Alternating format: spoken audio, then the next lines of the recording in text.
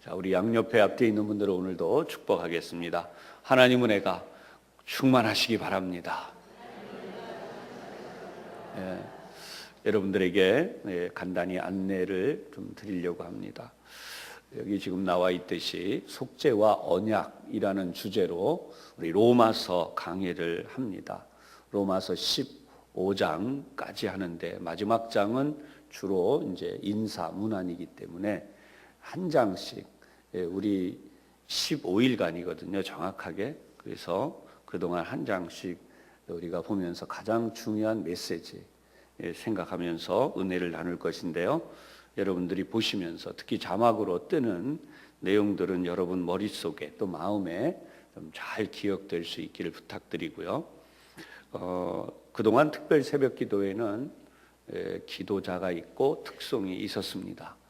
고난 주간만 그렇게 하고 나머지 두 주 동안은 말씀에 집중하는 시간을 갖게 하기 위해서 이렇게 오늘 바로 말씀으로 들어갑니다. 그 대신 말씀 후에 잠시 동안 통성으로 함께 기도하는 시간을 갖겠습니다. 그래서 여러분들이 함께 기도하시고 또 끝난 다음에 축도하고 나면 여러분 개인 기도 시간 가지시는데 출근하시는 분들 영향이 없도록 30분 동안만 진행을 하고 5시 30분까지 가능한 한 시간에 대해서 맞추려고 합니다. 그래서 가시는 분들은 가시고 기도하실 분들은 계속 기도하시고 이 기간을 통해서 여러분들에게 부탁을 몇 번 드렸는데요. 반드시 응답이 있습니다. 제가 사순절뿐 아니라 특별 새벽 기도회도 늘 개인적으로 저도 기도 응답을 준비합니다. 예를 들어서 어떤 성도님 가정을 위해서 하나님 이번에 이 기도가 응답되게 해 주옵소서. 근데 기도가 끝나면 놀라운 일이 일어나곤 해요. 자녀가 결혼을 한다든지 또 취업이 됐다든지 개인적으로 건강에 어려움이 있는데 치유가 됐다든지. 오늘도 우리가 이 성경을 보면서 꼭 사모해야 될 것은요. 질병이 물론 병원에서도 치료가 됩니다. 그런데 예를 들면 이런 게 있어요. 연로하신 분들이 이제 퇴행성 이렇게 되죠. 그러면 어떻게 하겠어요? 병원에서도 더 이상 어떻게 방법이 없고. 그러나 여러분, 하나님께는요 기적이 있어요. 예수님이 이 땅에 오셔서 치유하셨던 기적이 오늘도 여러분들에게 그대로 일어납니다.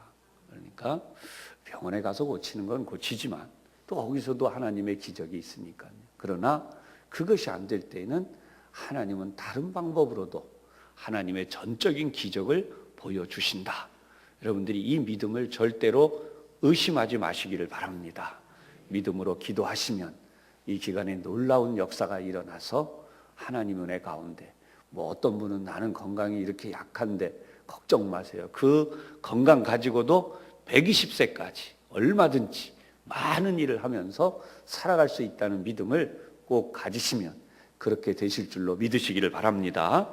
오늘 말씀을 함께 나누도록 하겠습니다. 오늘 본문에 대한 전체적인 1장의 주제는 오직 의인은 믿음으로 살리라. 믿음으로 말미암아 살리라. 그래서 이 내용 함께 우리 생각하겠습니다. 1장은 전체적으로 정리해 보면 1절에서 7절까지는 바울의 인사가 나와요. 8절에서 17절까지는 바울이 로마에 복음을 전하려는 계획이 나와요. 그리고 마지막 18절로 32절까지는 불의한 자들에 대한 말씀이 나오고 있습니다. 첫 번째 핵심 메시지입니다. 예수님은 선지자들을 통하여 미리 약속하신 복음이다 라고 하는 거죠. 복음이 누구냐? 예수님이라는 거예요. 복음이라고 하는 데 대하여 오늘 성경은 2절로 4절까지 이 부분을 설명하고 있습니다. 선지자들을 통하여 성경에 미리 약속을 했는데 육신으로는 3절에 다윗의 혈통에서 나셨다. 그리고 4절에 보면 성결의 영이라는 성령으로 나셨는데 하나님의 능력으로 죽은 자 가운데서 부활하셔서 하나님의 아들로 선포되신 분이다. 바로 이 예수님이 복음이다 라고 말씀을 해요. 두 번째 중요한 주제가 있습니다. 그것은 복음은 구원을 주시는 하나님의 능력이다라고 말씀을 해요. 16절과 17절에 이 말씀이 나옵니다. 내가 복음을 부끄러워하지 아니하노니 그랬어요. 사실 이때 복음을 부끄러워했던 이유는 뭐냐면 이 부끄럽다는 것은 숨기다라고 하는 뜻이에요. 좀 숨기고 피하고 그러고 싶은 거죠. 근데 왜 부끄러워하지 않는가? 그 당시의 사람들이 이 복음에 대해서 이야기를 할 때에 복음에 가장 커다란 문제가 있었어요. 이방인들이 볼 때는 십자가라고 하는 것처럼 어처구니 없는 일이 없습니다. 십자가에 못 박아 죽은 자야? 그렇게 됩니다. 또 유대인들 입장에서도 예수는 저주받은 자였어요. 십자가에 달려 죽은 자는. 그러니까 이 복음에 대하여 이야기를 할 때 십자가가 나오지 않으면 안 돼요. 십자가는 우리 죄를 대신 지시고 예수님이 죽으셨다. 그리고 우리의 속죄가 거기에서 완성되었다라고. 그러나 이방인들이 볼 때나 유대인들이 볼 때에도 요즘 흔히 하는 말로 조롱을 하는 거예요. 속죄는 무슨 사형틀인데 예수가 십자가에 달려 죽었대. 그건 절대로 그런 게 아니었어요. 그 당시에는. 그러나 바울은 놀라운 은혜를 깨달았는데 바로 그게 뭐냐 하면 이 복음이 하나님이 우리에게 주시는 구원이다라는 거예요. 하나님이 우리에게 주시는 하나님의 능력이라는 거예요. 복음은 능력이다. 그래서 이 능력이 어떻게 되는가? 먼저 유대인에게, 그 다음 이방인, 헬라인에게, 그러니까 오늘 우리에게도 그렇다는 거예요. 그래서 앞에서 말씀드리기를 복음은 예수다 이렇게 설명됐어요. 예수님. 그러면 17절에 복음에는 하나님의 의가 나타나서 믿음으로 믿음에 이르게 하나니 그랬어요. 여러분, 우리는 하나님의 능력을 늘 사모해요. 그렇죠? 하나님이 오늘도 나에게 능력을 주시면 내가 이 모든 삶에서 벗어나게, 염려와 근심에서 또 모든 문제에서 벗어날 수 있다. 그런데 그 기적의 말씀, 그 능력이 어디에 있는가? 바로 복음에 있다는 거예요. 16절에 분명히 다시 봅니다. 이 복음은 모든 믿는 자에게 하나님의 능력이 됨이라. 부분적으로 조금씩 빼면서 줄여보겠습니다. 이 복음은 능력이 됨이라. 이해되세요? 복음은 능력이에요. 복음은 하나님의 능력이에요. 질병으로 고통당하고 있는 나에게 복음은 이 질병을 고치는 하나님의 능력이에요. 내 가정에 문제가 있고 고통이 있고 이 어려움 때문에 어찌할 바를 모를 때 복음은 바로 이 문제를 해결해 주시는 하나님의 능력이 되는 거예요. 오늘도 내가 이런 하나님의 은혜를 알지 못하고 지나간다는 것이 얼마나 비극이냐는 거예요. 하나님의 말씀에 우리가 눈이 떠지는 순간 놀라운 일이 일어나요.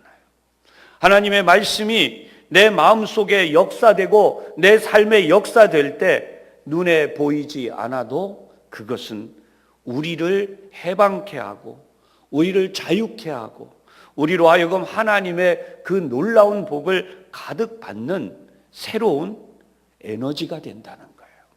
그것이 복음에는 하나님의 능력의 역사가 있다.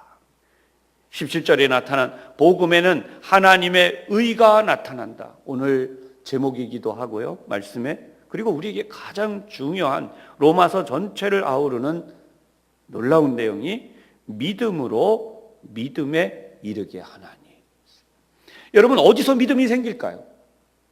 돈 주고 살까요? 사람들하고 더불어 훈련하면 믿음이 생길까요? 평생 동안 어딘가 가서 믿음을 구하면 될까요? 없어요. 어디 가도. 복음에 있어요. 복음.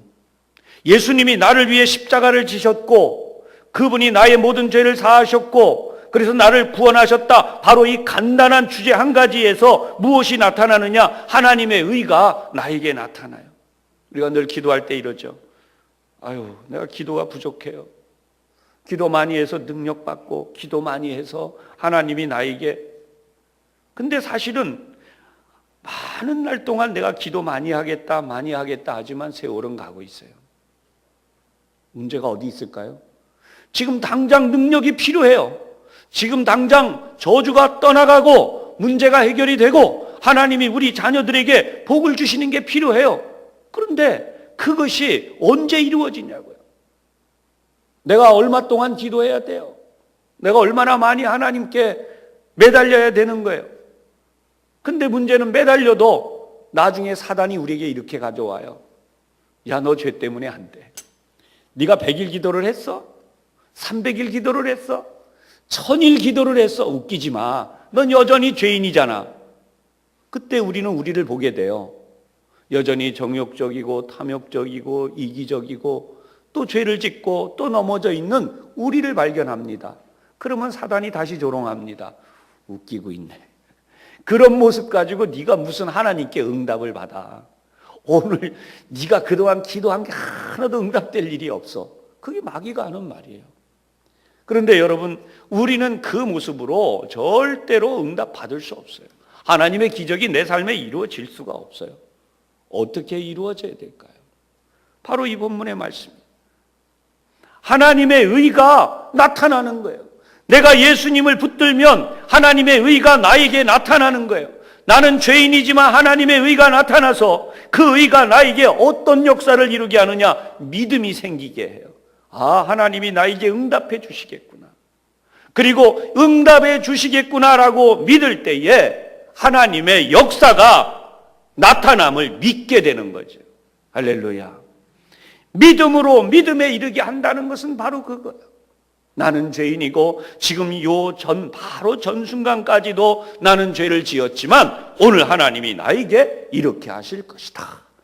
하나님의 의를 이 복음을 통해서 나타내 주시고 그 의가 나에게 나타날 것을 내가 믿을 때에 내가 가지는 바로 그 믿음은 내 것이 아니라 믿음의 역사가 복음에 있다는 것을 믿을 때에 바로 그 복음을 믿는 믿음 때문에 오늘 내가 믿음에 이르게 하게 된다는 것. 믿음을 가진 자, 바로 그 믿음을 가진 자, 믿음이 있는 자는 어떻게 돼요? 겨자씨 안 할 만한 믿음이 있어도 뭘 한다고요? 이 산더러 들려 바다에 던져지라. 이 나무더러 뽑혀서 바다에 심겨져라 할지라도 된다. 그 예수님 말씀. 한마디로 말씀하면 불가능한 일이 된다는 거죠. 믿음으로 믿음에 이르게 한다. 오늘도 말씀을 들은 여러분 마음속에서 여러분의 모든 불의함과 우리의 허물과 죄에 대하여서 바로 이 복음을 붙드는 귀한 역사가 있기를 주님의 이름으로 축복합니다. 세 번째 중요한 메시지는 뭐냐면 하나님의 진노가 어떻게 임하는가요? 하나님의 진노는 버려두심으로 나타난다. 버려두심으로. 그래서 오늘 성경 18절 이하를 보면 하나님의 진노가 불의로 진리를 막는 사람들에게 하늘로부터 나타나는데 22절 스스로 지혜 있다고 하지만 어리석은 자가 된다라는 거예요. 그래서 하나님이 26절에 가면 그들을 부끄러운 욕심에 내버려 두셨으니 그것 때문에 그들이 스스로 보응을 받아서 모든 불의한 일, 악한 일, 추악한 일 뿐만 아니라 부끄러운 일, 남자와 남자가 여자가 이런 그 동성애 같은 이런 더러운 일들을 그들이 스스로 할 뿐만 아니라 결국 부모까지도 배반하는 무정한 자, 무자비한 자가 되고 만다는 거예요. 여러분, 세상의 모든 악이 어디서 오는가? 인간의 정욕, 더러움, 버려짐 속에 있어요. 우상 숭배를 하는 모든 일도 결국은 하나님은 하나님의 진노를 어떻게 표현하시나? 버려두신다는 거예요. 여기에서 여러분의 두려운 떨림이 있고 우리가 얼마나 감격스러운 은혜를 받았는지 깨닫는 역사가 있기를 바랍니다. 버려진 자들은 못 깨달아요. 하나님이 우리를 어떻게 사랑하시고 어떻게 역사하시는지. 오늘 여러분들은 하나님께서 우리에게 주신 최상의 메시지를 듣고 있습니다. 복음은 구원을 주시는 하나님의 능력이다. 이 시간 통성으로 기도할 때에 여러분의 기도 제목도 잠시 기도하시고 하나님의 능력이 필요합니다. 하나님의 구원이 필요합니다. 저를 구원하여 주시고 문제로부터 구원, 질병으로부터 구원, 모든 경제적 고통에서 구원, 모든 우리가 당한 환경적 어려움에서 구원, 하나님의 구원하시는 능력이 임하여 주옵소서. 이 시간 주여 한번 부른 다음 동성으로 함께 기도하도록 하겠습니다.